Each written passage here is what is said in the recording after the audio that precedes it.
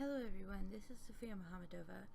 So Jacob and I actually recorded this video that you're going to be watching at the same time as the Christchurch shooting had happened. So although I don't want to delay the release of this video, I do, since this video does include the topic of Islam, and Islam specifically as it relates to other religions, I wanted to include a preface into this video and express my sympathy to, of course, the people who suffered and their families. And I would like to add a small clip here about the topic of extremism that I really believe says all of what there is to say about the topic. And it is from Doctor Who. So of course this is going to be a copyright strike right there, but I do believe that it is very important to hear. Thank you. So let me ask you a question about this brave new world of yours. When you've killed all the bad guys, and when it's all perfect and just and fair, when you have finally got it exactly the way you want it, what are you going to do with the people like you? The troublemakers. How are you going to protect your glorious revolution from the next one? We'll win. Oh, will you? Well, maybe you will win.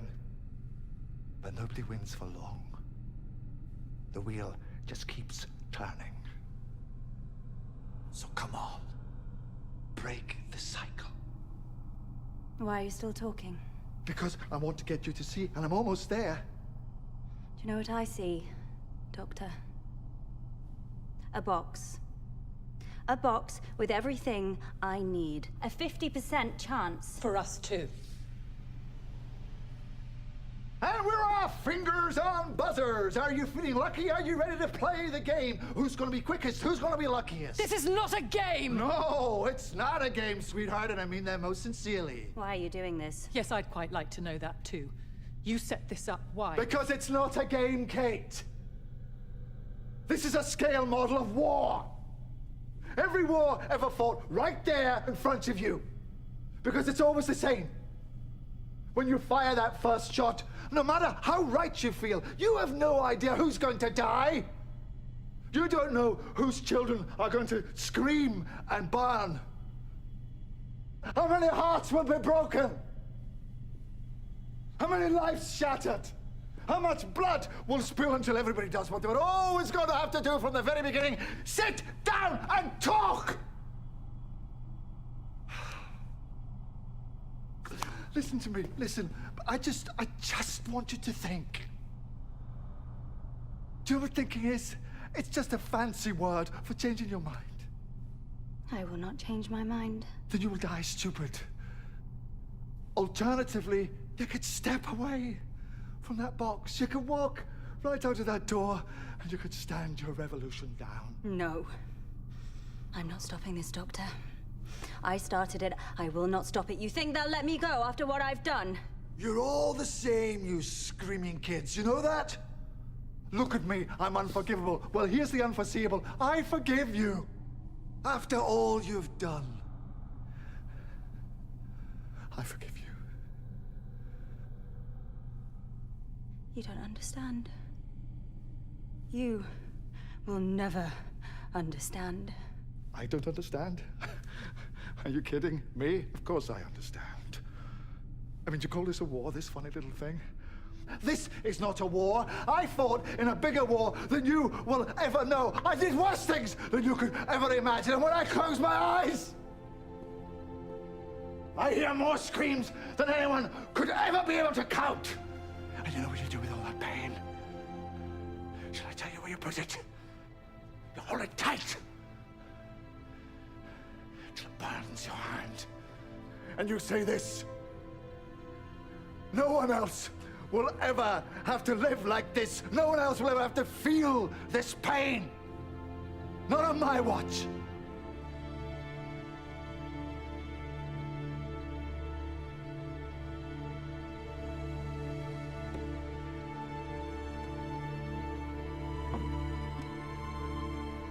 Thank you.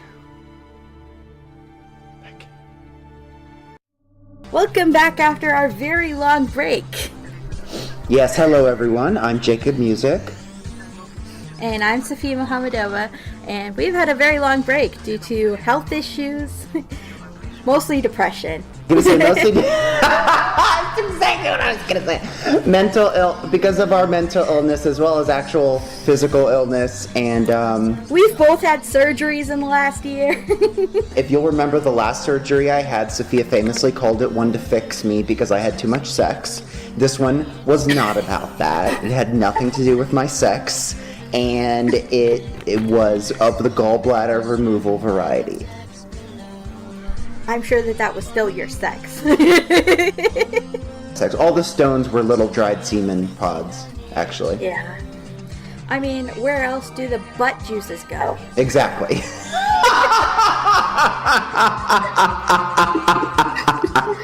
Oh, you're classic. Okay, well, this already has a sub-name for me. But the real name of this one is Christian Primogeniture versus Islamic Elections. But a lot of people would be thinking, Safi, what do you mean Islamic elections? There are no elections in the Islamic world. Well, in a sense there are. Because whereas in Christianity, the most important person is Jesus, who is referred to throughout the Bible, throughout the New Testament, I should say, as the firstborn of the Father.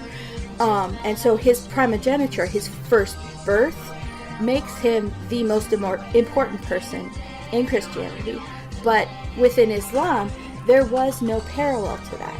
So when Muhammad died, there was a huge crisis of what to do politically because he had no clear replacement. He had no sons. Because after the death of Muhammad, he had no immediate successor. There was a huge succession crisis. He hadn't named a successor. He had named a man who he would have liked to have been his successor if that man was still alive, but the man was dead.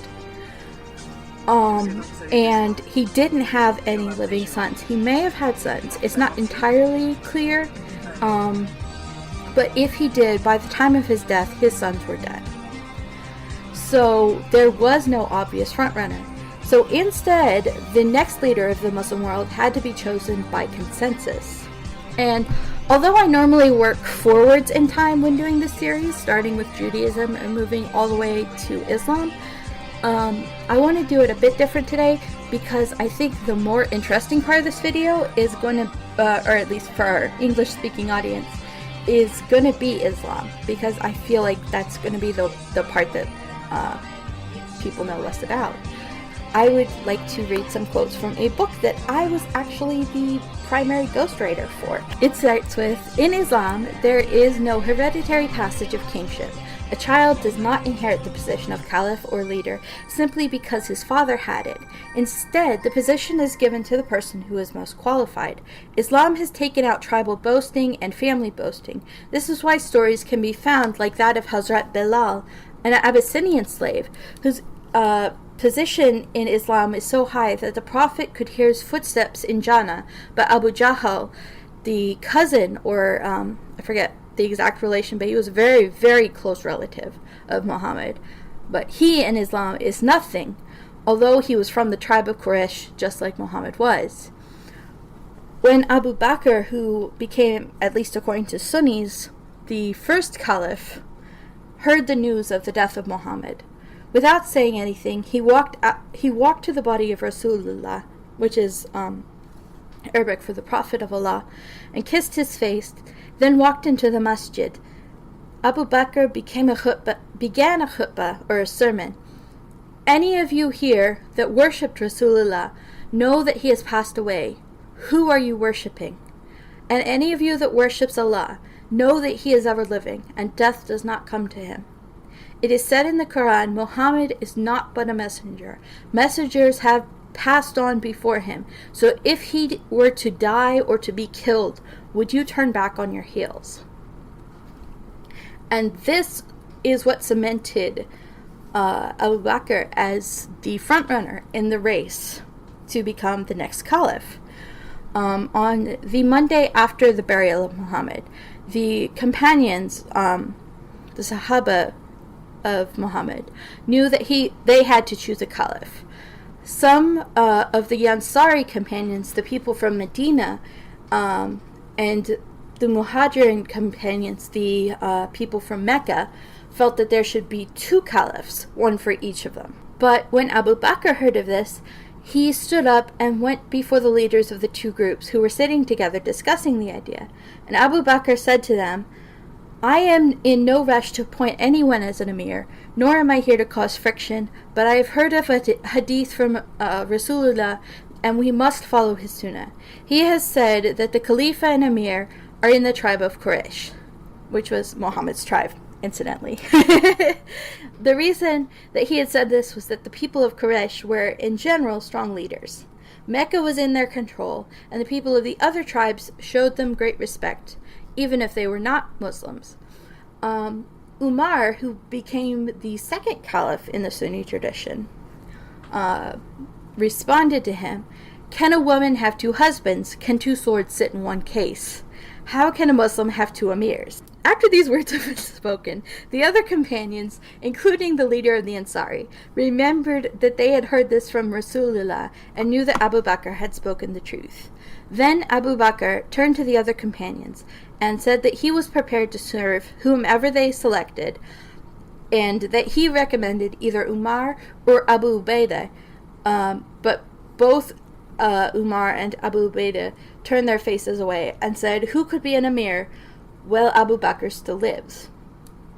Zayd bin Haritha took the hands, who was the front runner to be the Ansari Amir. He took the hands of Abu Bakr and pledged his support to him. After this, one Sahabi after another took hold of Abu Bakr and accepted him as their Amir. The following Wednesday, Hazrat Umar told Abu Bakr that he thought it best that everyone come and formally do Bayah, to pledge their allegiance to him, while Abu Bakr sat on the mimbar, or the pulpit, in the Prophet's masjid. Abu Bakr objected because he saw it as unnecessary, but Umar insisted. And honestly, this was a good tactical plan from Umar's perspective. There was inevitably going to be dissension, and no one who became the leader was going to remain the leader for very long. The Sunni Shia split did occur very soon after this, and it was based on this very same problem of who should be the leader, and that is a split that still has ramifications to this very day, that you can see throughout the Middle East. So it was, from a practical standpoint, a very good idea to have everybody come together and swear that they would follow this one person. And it did prevent probably quite a bit of bloodshed, especially since Abu Bakr then spent his entire reign as Caliph, which only lasted 2 years, but he spent his entire reign as Caliph putting down dissent. Yeah, and so where did that dissent come from? It was from other prophets who considered themselves the equals of Muhammad. And so it was Abu Bakr's quite ruthless way that he put this down that created the Islam that we have today. That could have been much more fractured than, or may not have survived if not for that. I don't think it would have survived, honestly. The doctrine that Muhammad is the seal of the prophets and the final prophet, that is from Abu Bakr. Abu Bakr put to death everyone who disagreed with that statement. And it was ruthless, it was bloody, and honestly, without it, I don't think we would have Islam today. So did he put to death people who were not Muslim as well? Or Muslim wannabes, or I'm sorry, not wannabes, but Muslim heretics. Yes, heretics, mostly heretics. People who imagined themselves to be in the community of Muslims. This minbar had 3 steps, and Rasulullah, Muhammad, had sat on the top step. So out of respect, when they had this bayah ceremony, Abu Bakr sat on the 2nd step. When Umar received the caliphate, he sat on the 3rd step. And when Uthman received the Khalifa after Umar's death, he ordered a new minbar made with more steps. Is it continuing to expand to this day? No, it's not. So I will put a glossary for all the Arabic words I used in that quote in the description of the video, along with the link for this script. Alright. So the reason I wanted to use this rather long quote is because it details the succession crisis pretty well, at least from the Sunni point of view. As I said before, the Shia will have their own opinions on what happened and who should have taken over, but that's somewhat outside the purview of the video. The salient points are that when Muhammad died, he had no clear successor, so a successor had to be chosen by consensus, or you could say by election, rather than by bloodline. So that selection process required everyone, or at least the influential people from the inner circle of Islam's founder, to submit themselves actively to the new leader. Instead of giving him a crown, the Muslim men of both Ansari and the Muhajirin tribe went and knelt in front of Abu Bakr and placed their hands in his hands and recited an oath of allegiance. Not to Abu Bakr. They didn't swear allegiance to him. They swore allegiance to Allah, to Islam, and then to him. Mm-hmm. So I went looking for a video of this kind of ceremony, and interestingly, I found one that was performed by the wrestler Muhammad Ali to a Sufi sheikh, which I will include a link to, and I'll cut some clips into the YouTube cut of this video. But that was a very interesting video. What are they saying in that?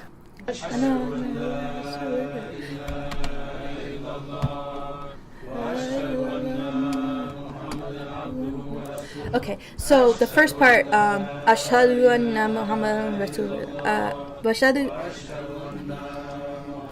Let me slow down and say that again.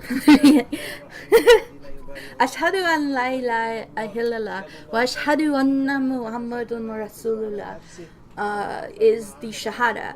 I bear witness that there is no God but Allah, and that Muhammad is his prophet and messenger. The next part is a statement of the Bayah.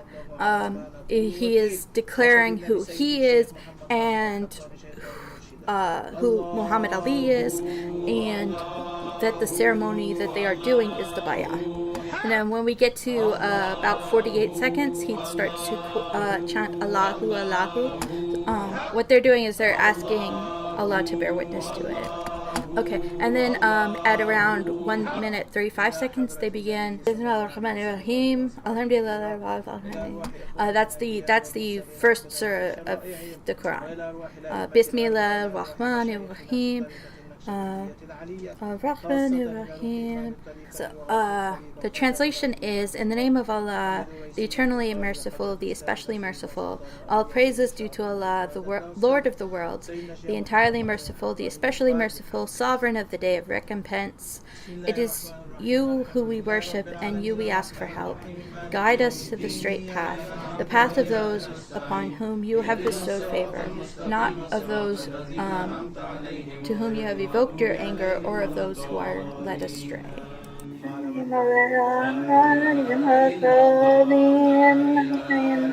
And then at about 1 minute 50 seconds, they begin a Sufi chant. They're just repeating La ilaha illallah for a while.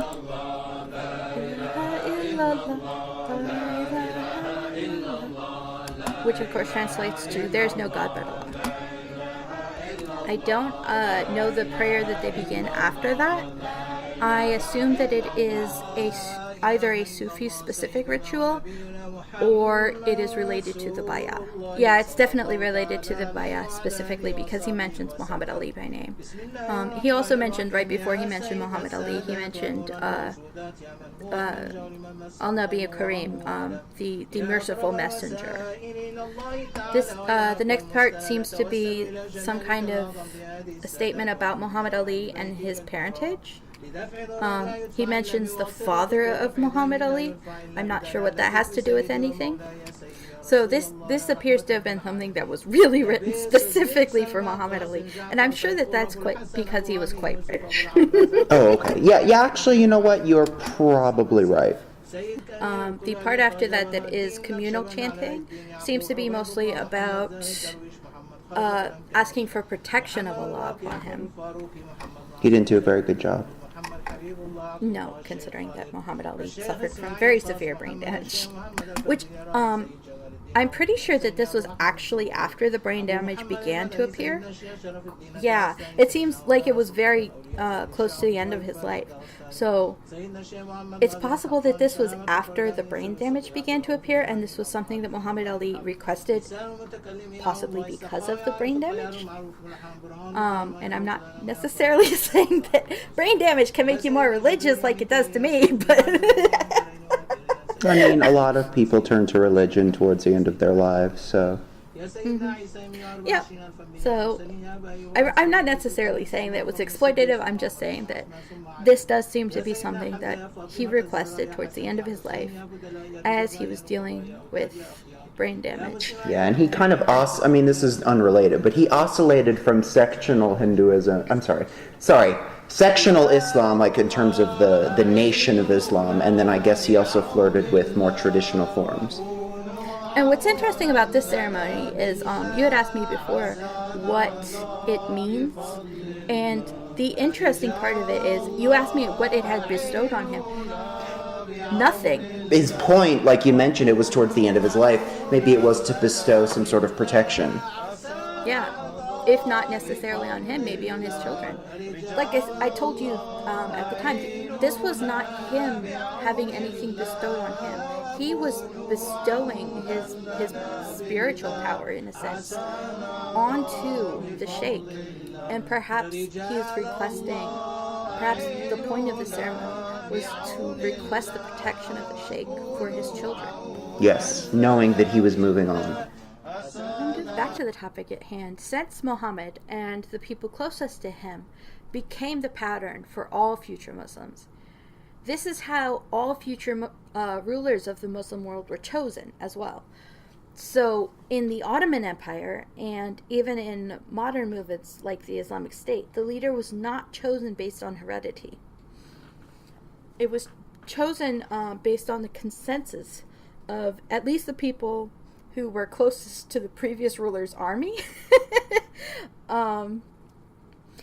But ideally, it was the person was chosen on the consensus of all Muslims, was the kind of romantic ideal of it. But there were partial dynasties. Go ahead. Yeah, so in the Ottoman Empire, so I know we're going to talk more about that later, but was the Khalif always the same as the political leader of the Ottoman Empire? Yes, absolutely. So it was one position to be both the head of the Islamic faith and the head of the Muslim world, or at least your corner of it. So eventually partial dynasties did form, where a single family or a very small number of families held most of the power. And once that happened, a dying ruler could pretty much say who he wanted to be the next ruler, but that didn't necessarily guarantee that everyone else would agree with him. In other circumstances, a sort of continuing committee was formed with a few people who had been selected by the dying leader to select the next leader on his behalf. And they were tasked with ensuring that everyone else complied. And in still other circumstances, the new ruler could come to power on the force of personality. He could just convince all the people who mattered that he was the next ruler now. you know. You know, do you expect that there was some minority portion who was always not actually wanting to go along, but because of the pressure of the public nature of this limited form of democracy, they went along with it? Oh yeah, there were probably also always, you know, reluctant leaders. But, you know, this limited form of democracy had its own problems. You know, I'm not saying that it was a perfect system. It was by no means a perfect system. And it led to frequent civil wars. So it wasn't necessarily a stable way to transmit the Islamic political empire. No, it wasn't. Because if you had two people who were equally ambitious and equally felt that they had a claim to the throne, then they would throw the entire world into civil war to decide who was going to be in charge. It was the military forces that were then deciding the religious leader. Yes. And, you know, as the Sunni Shia civil war has shown, you know, whenever there was more than one person with a reasonably strong claim to legitimacy, it literally could plunge the entire Muslim world into centuries of civil war. That civil war still hasn't been decided, and it's been 1,400 years. And there are people who are, not everyone, it needs to be said, but there are people who are definitely still fighting that, such as Islamic State. They wanted to kill Shias just as much as they wanted to kill non-Muslims. Actually, they probably hated Shias more. Mm-hmm. Exactly. And, you know, that was a bad system. So, to prevent this, it became the law in the dynastic age that the incoming king had to put to death all of his brothers, his nephews, his cousins, anyone who could possibly claim power. You legally had to put them to death. And, you know, that may sound very barbaric and cruel, but to put a handful of your own family to death did save you from spending your entire reign in a state of civil war, killing thousands of people who would otherwise have been your subjects.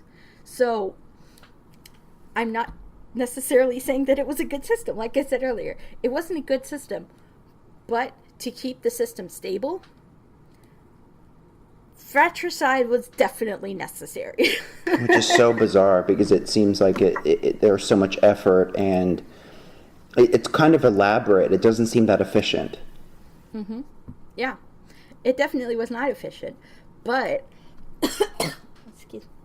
this led to a very interesting social dynamic where there was a lot of selective pressure among the young men of the royal families in the Muslim world to be gay, or at least be perceived of as gay. So if you were a young man and you knew that you were not going to be the next Caliph, there was just no way that you were going to win against your stronger, more powerful brother, then your next best option was to make sure that whoever was the next Caliph didn't feel the need to have you killed. Oh my God. And so, to take yourself out of the running as a rival, you had to do something that made you seem like you're not a rival, you know? And being gay, or even spreading the rumor that you were gay, was a great way to do that. So, interestingly, this led to a situation where the homes of the lesser princes became havens for gay and bisexual men. Gay men who could find, you know, no place to stay with their families or with anyone else went to the houses of these lesser princes and became, if not in fact their consorts, at least started spreading the rumor, hey, I'm this guy's consort. Which is really interesting. It is very interesting, actually. And this became so pervasive that poetry and music, which were seen as effeminate pastimes, became called the princely arts or the princely pursuits as a euphemism for their relationship to homosexuality. And even if these princes weren't gay, and statistically, most of them probably weren't. You know, most of them were probably just weak-willed or just guys who were too young to fight their older, stronger siblings, you know? So most of them, statistically, they probably weren't actually gay, but it was a mutually beneficial relationship for them to set up this kind of idea that they were. The minor princes would use this. The minor princes would use their political clout to keep the gay guys from being persecuted for their homosexuality. And the gay guys would, in turn, ensure that the prince could stay alive after the next purge by just being there and spreading the rumor that he was... Yeah, exactly. And that just made him totally unelectable. So when it came time for the next Khalif to be like, well, I have to get rid of my rivals now. Oh, the gay guy, he's not a rival. Anyways, there is going to be a link in the description and in the script for some examples of the homoerotic songs and poems that came out of the Muslim courts in this area, in this era of Islamic history, because it's really interesting. There are like dozens of these things. I'm sure. I mean, there are many in the world, period, but I'm sure that these also... There are more than people know, I should say, but I'm sure that there's especially a lot here. Mm-hmm. The one link I had was just to the Iranian ones, and it itself had like hundreds of them. They ranged in lewdness, I suppose you could say. That's so cool. So, the first one they list is, "Oh boy, if you want to gladden my heart, you must give me kisses after serving me wine." Okay, he's a little bossy. "Oh boy, you carry the business of beauty beyond all limits. With such beauty you expect me to bide my time? Impossible." These are pretty cheesy. Yes.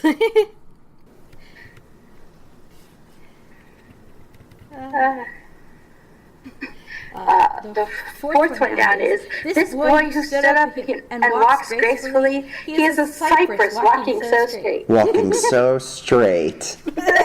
Very straight.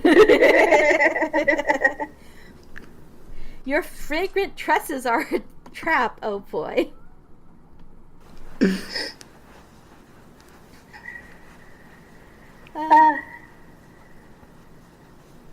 So, yeah, there are a whole bunch of them. And like I said, this is just for the ones from Iran. There are way more from the rest of the Muslim world. And like you said, Turkey, I'm sure, has many. Mm-hmm. So that's a very interesting insight into Islamic history.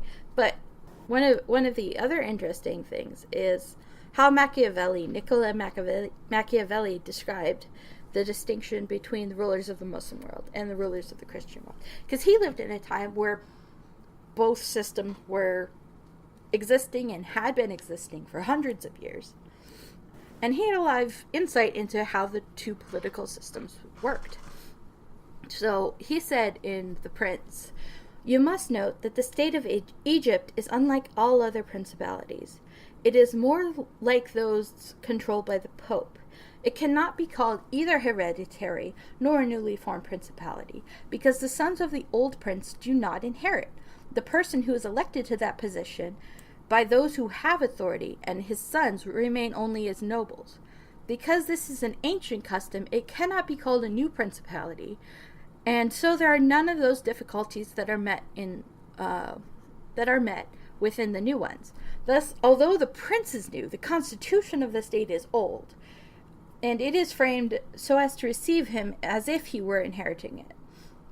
The entire country of the Turk, by which he means, the Ottoman Empire, is governed by one lord, and the rest are his servants. He divides his kingdom into regions, but sends different administrators there. He shifts and changes them according to how he chooses. But the king of France is placed in the middle of an ancient body of lords, acknowledged by their own subjects and loved by them. They have their own rights, and the king cannot take these away, except with some risk of rebellion. Therefore, it would be with great difficulty in seizing the land of the Turk, but once it is conquered, great ease in holding it. The causes of the difficulty in seizing the kingdom of the Turk are that the invader cannot be called in by any of the princes of that kingdom, nor can he hope to be assisted in his designs by the rebellion of those whom the prince has around him. This arises from the reasons given above. His ministers, being all slaves and servants, cannot be easily bribed, as one can expect little advantage from them when they have been bribed, as they cannot carry the people with them. Hence, he who attacks the Turk must bear in mind that if he will find them united, then he will have to rely more on his own strength than on the rebellion of others.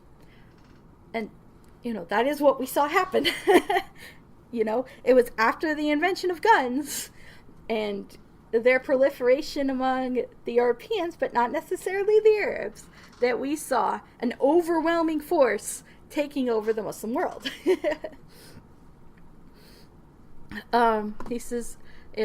Machiavelli goes on to say, but once the Turk has been conquered in the field, in such a way that he cannot replace his armies, there is nothing to fear but the family of this prince. Once they are killed, there remains no one to fear. Others have no credit with the people, and as the conqueror did not rely on them before his victory, so he ought not to fear them after it. And that is what happened, He says, the contrary happens in kingdoms governed like that of France. One can easily enter there by gaining the cooperation of some baron of the kingdom, for one always finds dissatisfied barons who desire such a change. Such men, for the reasons given, can open the way into the state and make the victory easy. But if you wish to hold the kingdom afterwards, you will meet with infinite difficulties, both from those who have assisted you and from those whom you have crushed. Nor is it enough that you have destroyed the family of the prince, because all of the lords that remain make themselves heads of fresh movements against you. Because you are unable to satisfy or to destroy them, that state is lost whenever time begins the opportunity, whenever time brings the opportunity. And Machiavelli's breakdown does show the pros and cons of both systems. It's easy to overthrow a hereditary king if you sway his country to you, but it's hard to keep them loyal. Conversely, if you have a semi-elected leader, it's much harder to overthrow him, but once he is gone, he is much harder to replace. And, like I've been saying this whole time, I don't think that either system is inherently better than the other. They're just different. And the Islamic limited elections has more instability, I would say, that we're finding. It has instability once anyone gains an overwhelming amount of force.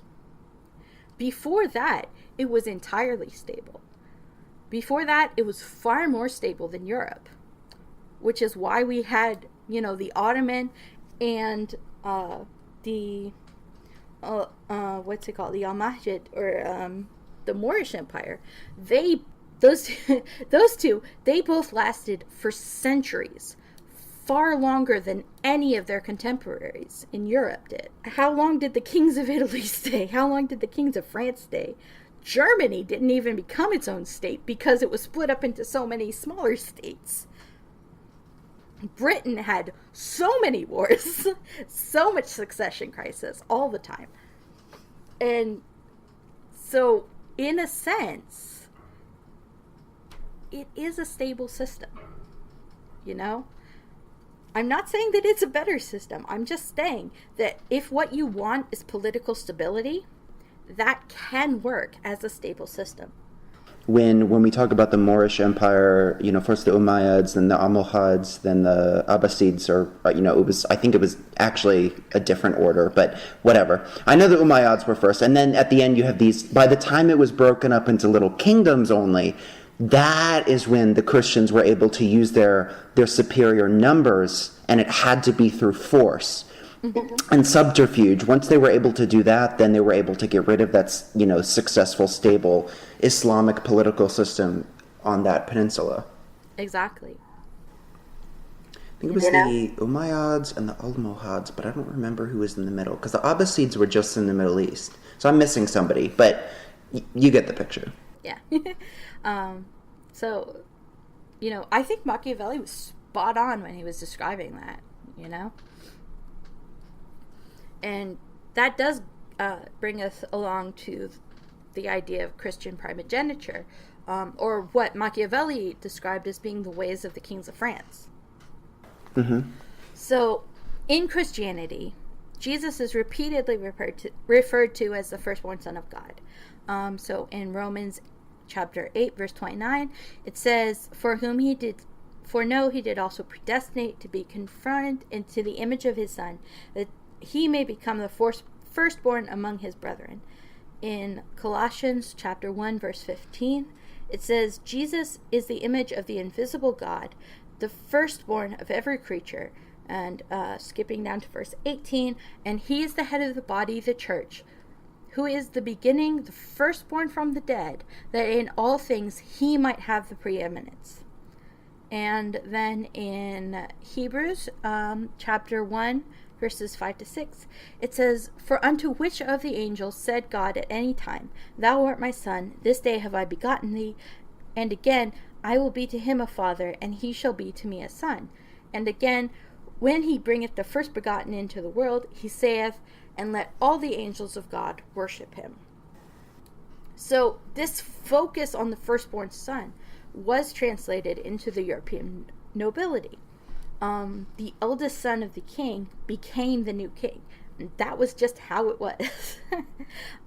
To quote the English First Succession Act of 1533, there are great and invaluable grants of jurisdiction given by God immediately to emperors, kings, and princes, in succession to their heirs.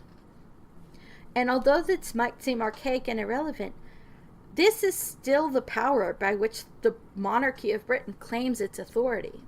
This kind of power given directly by God to kings and to their sons was at one time just as real to many Christians as the power given to the Khalif was in the minds of many Muslims. Yes. And I don't think that either of these systems is the correct system or the best system, but they do have the power to survive. And that is what makes the topic interesting to me, is just that they have the power to survive. And then the final religion that we have to discuss is Judaism. Judaism has something that isn't quite either system, which I'd like to call divinely interrupted primogeniture. So, in principle, the Tanakh, the Hebrew Bible, does respect primogeniture. In Deuteronomy chapter 21, the Bible mandates primogeniture in inheritance, starting at verse 15. If a man have two wives, the one beloved and the other hated, and they have both borne him children, but both the beloved and the hated, and if the firstborn son be hers that was hated, then it shall be, in the day that he causeth his sons to inherit what he hath, that he may not make the son of the firstborn that he may not make the son of the beloved the firstborn before the son of the hated, who is the firstborn. But he shall acknowledge the firstborn, the son of the hated, by giving him a double portion of all that he hath, for he is the firstfruits of his strength, and the right of the firstborn is his. However, within the same text, the firstborn almost never gets the position of power. It's very interesting. Mm-hmm. Isaac is chosen by God over his older brother Ishmael. Jacob, of which, interestingly, was the exact condition just described, where the mother of one was hated and the mother of one was loved. And the child of the loved got acknowledged over the child of the hated. Jacob is similarly chosen over his older brother Esau. Ephraim is chosen over his older brother Manasseh. David is chosen over about 7 older brothers. And in each of these instances, a great deal of attention is being paid to the circumvention of the custom. So they are paying lip service to the custom, even while ignoring the custom. So, for example, in Genesis chapter 27, when it's talking about the story of Jacob and Esau and how Jacob became the legal firstborn, starting at verse 30, it says, "And it came to pass, as soon as Isaac had made an end of blessing Jacob, and Jacob was yet scarce gone from the presence of Isaac his father, that Esau his brother came in from his hunting. And he had also made a savory food, and brought it unto his father, and said unto his father, Let my father arise, eat of his son's venison, thy soul may bless me. And Isaac said unto him, Who art thou? And he said, I am thy son, thy firstborn Esau. And Isaac trembled very exceedingly, and said, Who then is he that hath taken venison, and brought it to me? And I have eaten all of it before thou camest, and I have blessed him. Yea, and he shall be blessed. When Esau heard the words of his father, he cried with exceedingly great and bitter cry, and said to his father, Bless me, even me also, my father. And he said, Thy brother came with guile, and hath taken away thy blessing. And he said, Is he not rightly named Jacob, or the supplanter? For he hath supplanted me these 2 times. He took away my birthright, and now he has taken away my blessing. Yes. And he said, Hast thou not reserved a blessing for me? And Isaac answered him and said to Esau, Behold, I have made him thy lord, and all of his brethren have I given to him for servants. And with the corn and the wine have I sustained him.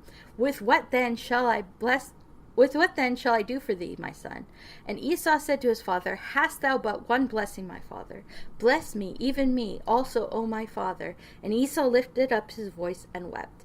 And Isaac his father answered and said to him, Behold, of the fat places of the earth shall be thy dwelling, and of the dew of heaven from above.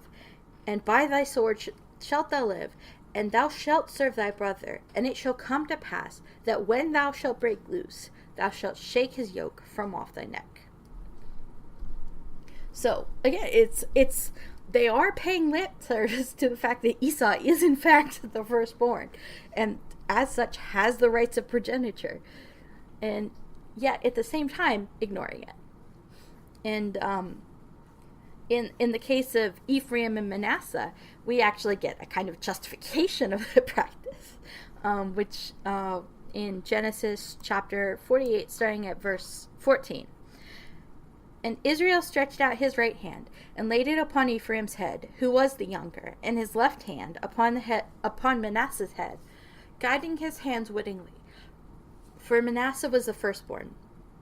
And he blessed Joseph, and said, The God before whom my fathers Abraham and Isaac did walk, the God who hath been my shepherd all of my life long unto this day, the angel who hath redeemed me from all evil, bless the lads, and let my name be named in them, and the name of my fathers Abraham and Isaac, and let them grow into a multitude in the midst of the earth. And when Joseph saw that his father was laying his right hand upon the head of Ephraim, it displeased him, and he held up his father's hand to remove it from Ephraim's head unto Manasseh's head. And Joseph said unto his father, Not so, my father, for this is the firstborn. Put thy right hand upon his head.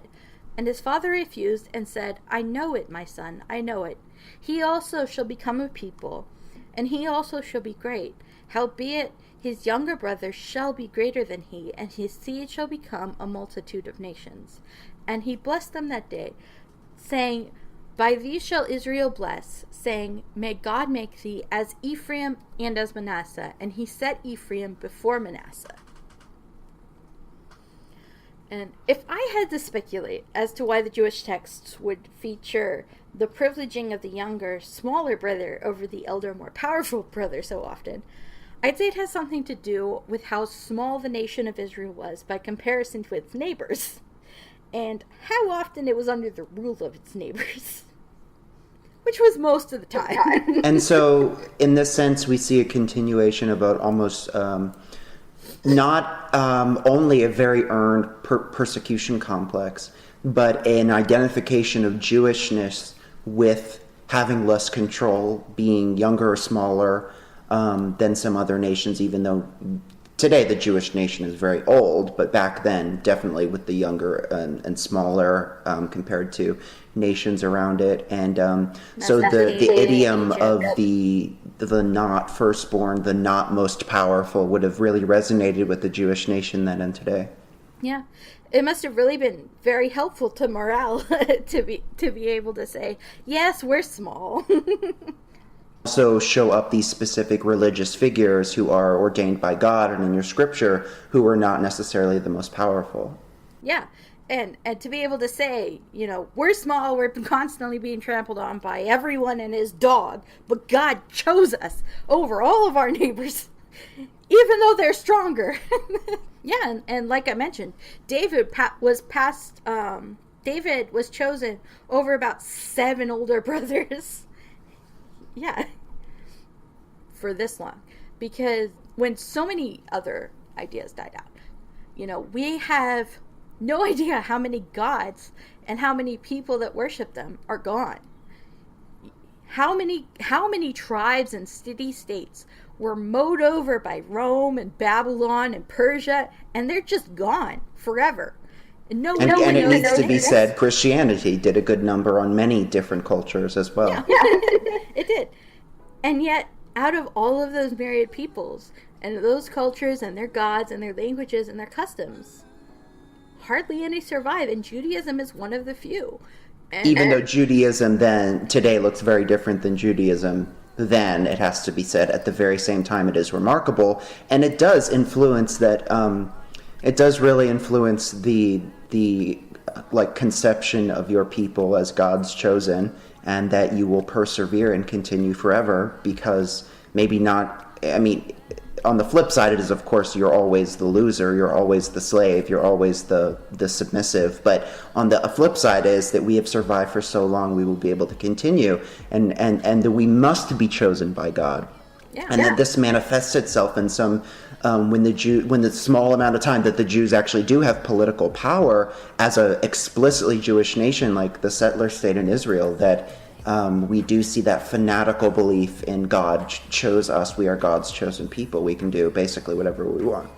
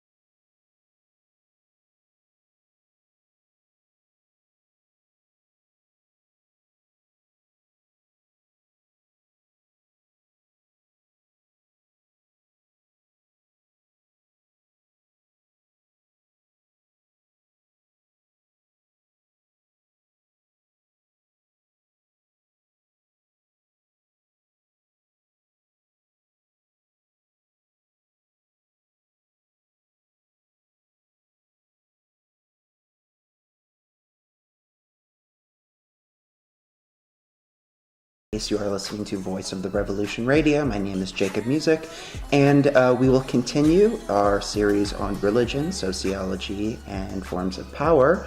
Our next stop is which one?